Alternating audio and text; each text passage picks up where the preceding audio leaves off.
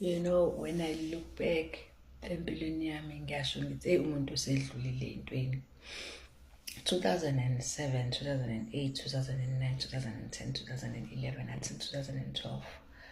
Bengusonkondlo oqanda ikhanda. I had trained for acting as well as performing arts nje basically eKCAP ngaphansi kwesandla sikaba uMhlongo, Edmund Mhlongo.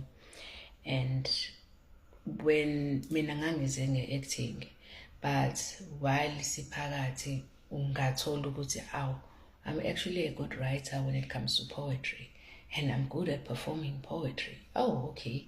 Kanti Baba Mhlongo is gonna hone in on that talent and ayenze ukuthi ishine iqhakambe. And ngase nje impela sengusonkondlo nje serious. Bengibizwa ngendlovukazi yenkondlo.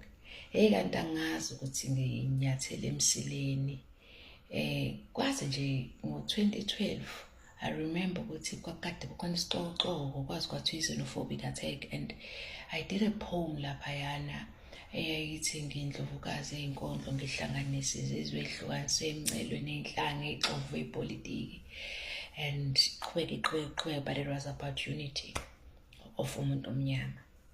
Ngoba umuntu usuka kude nale unity yomuntu omnyama, usuka kude umuntu nokuthanda izwe lakhe nokuthanda umuntu omnyama. Akusiyona into esiqale manje ngoba sekukhona umkhonto ufike wazogcwalisa bekuvele kungaphakathi enhlizweni. Umkhonto usinikeze iplatform yokuthi si-express uthando lwethu ngomuntu omnyama and simqhakambise, simhalalise, simphakamise, because it's been too long umuntu omnyama enyathelekile eyingento yalutho ewudomet wawo zonke ezinye iy'nhlanga. Anyways, ngathi-ke ngingazelele ngisokhosini as always. Inkondlo zami beziba lapho khosini, bengihamba ngisho ama-competition, ngihlale kuma-panel. Ayibo bese ngi-serious lapha enkondlweni wena. Hayi uBongana ngitshela ukuthi hayi uBongana kasekho. Wayedila nenkondlo khosini. Athi hey wemfowethu sekuvele kwenzeka inkinga la. Ufonile indlunkulu yathi icela ukuthi ungabe usasetshenziswa la ukhosini.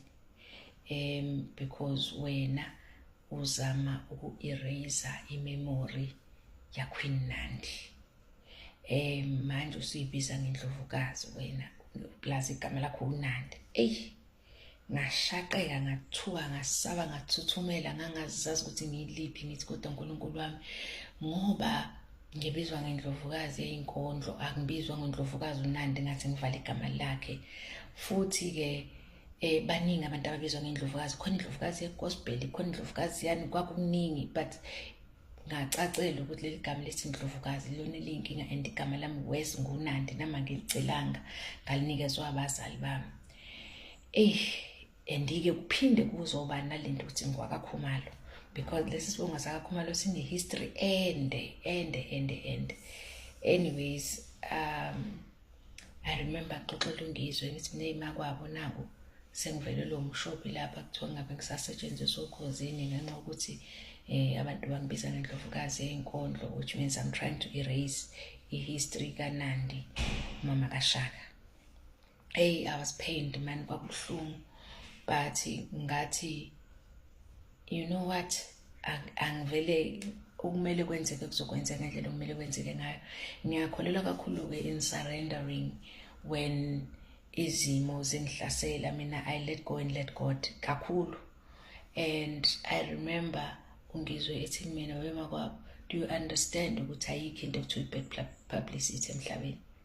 Yonke publicity, it works, it does what it's supposed to do, because at the end of the day you will be in public and the public will know your story. Hayi washo ukuthi manje ngiyabuka ukuthi okulandela la kuthiwa ngiyithezela nenkomo, okulandela la ngizosothiwa ngikhokhe inkomo engenazo. Ngaleso sikhathi ngiyahlupheka, angizazi nokuthi ngizolala ngidleni, ngirenta ngani. Impilo inzima, but ngiyaphusha ngiyaphambili. And lawo mazwi ahlala nami isikhathi eside, namanje asahleli nami, ukuthi ayikho i-publicity ebad, yonke i-publicity. So ngibuka-ke njengamanje ukuthi we are having a lot of people saying a lot of bad things about umkhonto wesizwe kwi-social media mostly, and not just abantu bomkhonto, sometimes ngoba nabo bakhona bakushoyo, but mostly abantu abaqhamuka kwamanye amaqembu. Mina-ke ngiyibuka ngokuthi these people are slowly falling in love with umkhonto wesizwe. Umkhonto wesizwe uphume emathe nabo. Umkhonto wesizwe nabo bakhula ngawo, because mangababuka abantu abaku-TikTok abakhuluma ngamaqembu abo, ama-accounts abo mancane, kodwa umuntu wanede wanamathela kwi-MK wakhuluma nge-MK, account yakhe yakhula, because izisa ze-MK ziningi and ziyathokoza mangabe zibona kukhona umuntu okhuluma kabi nge-MK, not understand ukuthi every time you are listening to that person ekhuluma nge-MK, mhlambe omunye uzogcina ngokuzonda, but ohlakaniphileyo uzolalela bese zenzela i-research yakhe, and then ebese ebuya with the conclusion ethi actually i-MK is the home nami efune ngabe ngikulona. So ngiyasho-ke nje ukuthi for us esivamise ukuthi siphendule, yebo kuba khona la umuntu ahluthuka khona mangabe omunye ekhuluma ukuthanda kwakhe, kodwa ngiyaye ngithi mina yenza i-video uyilalele, uyenza ucasulile ukusho konke ukucasuka kwakho, bese uyayilalela ubhodle, bese uyadelete, bese uqala phansi ususebenzisa ingqondo-ke manje ungasasebenzisa ama-emotions, because ama-emotions are dangerous. Ama-emotions alapha all over the place, especially if worse for thina abantu besifazane, because ama-emotions ethu are even guided by the moon, they are guided by our cycles, they are guided by a lot of different things, even the background and kuningi, traumas, past traumas, everything. So ngazi ukuthi mangabe sizokhuluma nabantu singazama ukuthi sibeke aside ama-emotions and then sisebenzise ingqondo, but obviously in order for you ukuthi uzovinya ekusebenziseni ingqondo udlula kuwona ama-emotions, understand your emotions, accept your emotions, and then regulate them. It's funny because somebody was saying that to me ukuthi she can see ukuthi ngizwa, I feel a lot, I feel more than umuntu normal when it comes to izinto ezine-injustice, when it comes to izinto ezi-wrong noma ubuhlungu, mina uyangibona ukuthi ngifila kakhulu than abanye. And now I'm taking advice yalo mama wami omuhle ongithandayo ukuthi I need to try and regulate my emotions ngaso sonke isikhathi. Yeah, but abantu mangabe sibaphendula as umkhonto wesizwe, asibabonisi ukuthi why nabo kumele babe la, asingafani nabo. Umuntu into esingayenza kuyena ukumbonisa isibuko mangabe ebheda ukuthi uyayibona yini ukuthi wenzani, but asingamenzi umuntu ukuthi simshayele ukuthi angafuni ungena. Kumele simdonse, kumele sithi mangabe sikhuluma nomuntu ayibone ukuthi why ebheda ngokuba lapha khona, yini kumele abe ngapha ngakuthini. So i-publicity le nisipha yona-ke nina bamanye amaqembu siyayibonga, yinhle kakhulu, noma ngabe kuthiwa-ke nikhuluma kabi, because abantu bomkhonto wesizwe into engiyithanda ngabo, they are sold out.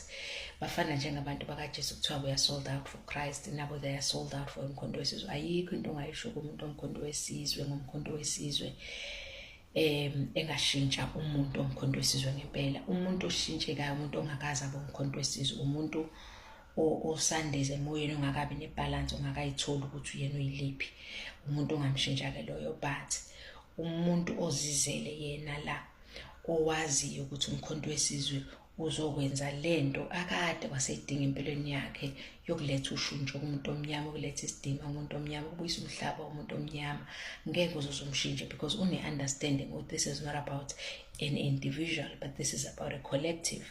And once we all understand, sisuse umina, si-understand ukuthi i-mission ye-generation yethu le, kwakukhona uPriska Isaka Seme, kwakukhona uThethi Mashinini, ithina-ke manje uThethi Mashinini banamhlanje, ithina uWinnie Madikizela banamhlanje. So let us make them proud and let us treat ourselves with respect so that we can respect others in return. Yilokho nje. ma-MK amahle, ngiyabonga.